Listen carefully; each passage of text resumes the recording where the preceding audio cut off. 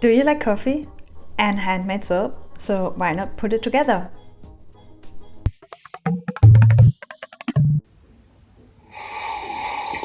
Hello everybody, I am Sue from Sue and Soap and welcome to my channel. In this video I show you how to use real coffee in cold process soap. And be sure to watch until the end of the video to see what I would make different the next time, and of course don't forget to subscribe for more soap making videos. But before we go into the soap making, if you've never made soap before, be sure to do some research about cold process soap, especially about lye safety, and I highly recommend having a look at other soap creators and reading some books about soap making. There are a lot of things which can go wrong and you may hurt yourself or others, so don't be a jerk and do your research before you start. For this soap I'm using two different lye solutions, one with coffee and the other one without. And because we have very hot water here, I'm using 3% of citric acid in every soap additionally. The citric acid will react very strongly with the sodium hydroxide, so I use some ice cubes to prevent the solution getting too hot and producing too much fumes. I also use some iced oat milk. The oat milk makes the soap very creamy and nourishing, and I really love this. Then I slowly add the sodium hydroxide and stir until everything is completely dissolved. I set it aside and let it cool down.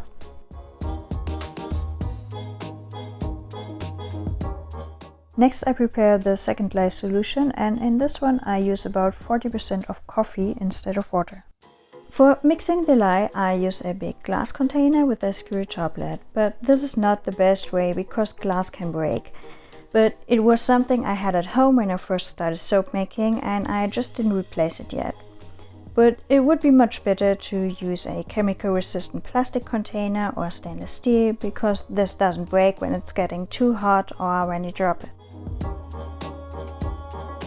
And when you use coffee or tea in your soap, be sure to prepare it with distilled water.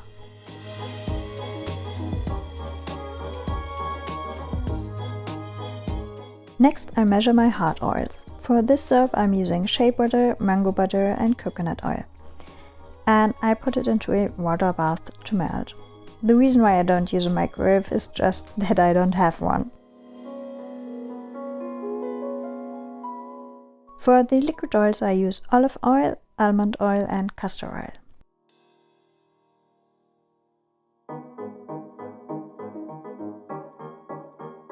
I mix it together with the molten hard oils and then I add 2 teaspoons of kaolin clay. I like to mix the kaolin clay into the oils before I add the lye solution, so I know everything is mixed up fine.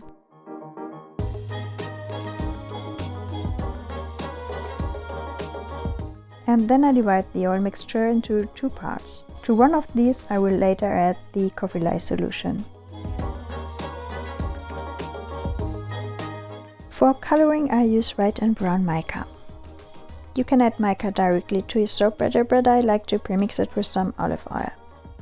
And for this I use the same amount of oil as I use mica. And it's the same like with the kaolin clay. When you don't mix it first you have to stick blend it in, and stick blending always causes acceleration.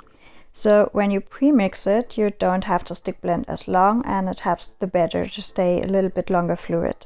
The mica I use I bought from Wish. That's a supplier from the Netherlands, and for this soap I used iced coffee and Arctic white mica powder. The oat milk makes the soap very soft, so I add 1 to 2 teaspoons of sodium lactate in both lye solutions for hardening. Then I mix the lye solutions and the colorants into the oils.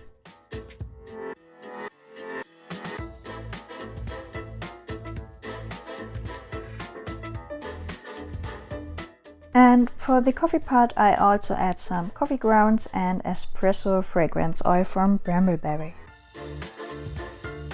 I make the oat milk by myself and I don't filter it because I want to have this exfoliating effect in my soap. I don't really need it in this soap because of the coffee grounds, but I always have some frozen oat milk in my freezer that I can use when I need it. I mixed it for about 30 seconds with my stick blender and it thickened up very quickly, so I got medium to thick trays, but I didn't want it to swirl either, so that's absolutely okay.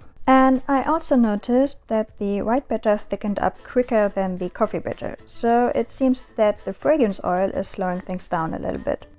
I want to pour it into layers, so I start with a thin layer of the coffee batter. Then I mix some of the white batter into the coffee part to lighten it, and with that I make the second layer. I always use about 2/3 of the batter to pour, and the rest I use for mixing the next layer.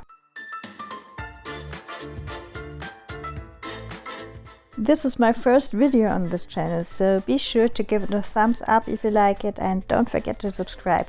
I would also appreciate if you leave a comment down below and tell me what you think about this video.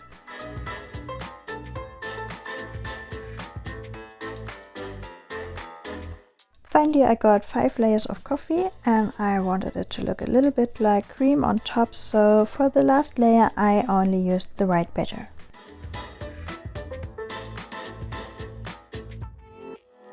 Then I added a nice spoon design and some coffee grounds and spritzed it with some rubbing alcohol to burn soda ash, and yeah, that's it.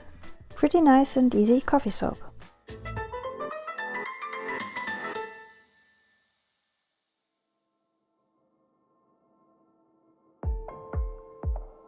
I let it sit for about 48 hours and it came out pretty nice.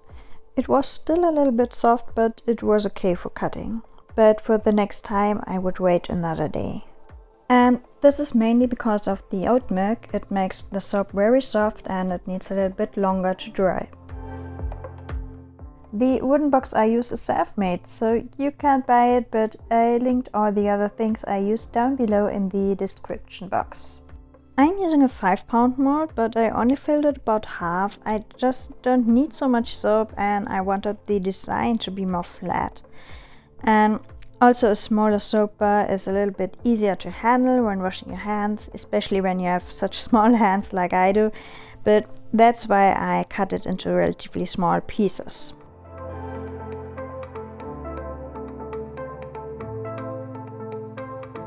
Making the bar went very well, but I think it would have been better if I had soaped at a lower temperature, because the batter thickened up very quickly. I soaped it about 35 degrees Celsius and I think it was a little bit too hot. There wouldn't be these holes in the side of the bar if the batter had been a little bit more fluid.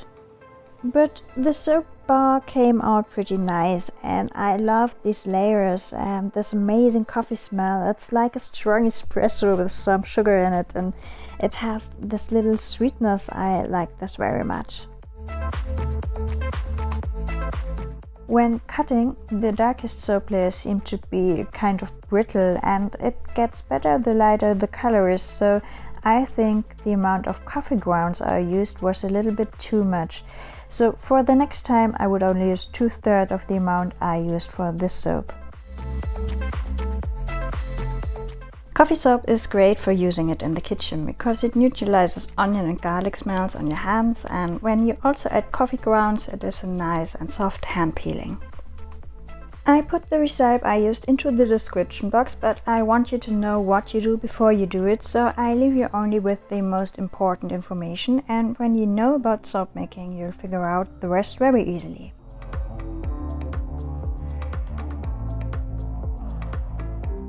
I used about 40% of coffee instead of water, but you can go up to 100% coffee. When you mix the lye into the coffee, it starts to smell very stinky, but this doesn't stay in the finished soap. Just be sure to have an open window next to you. And after cutting, I let it cure for about 4 to 6 weeks.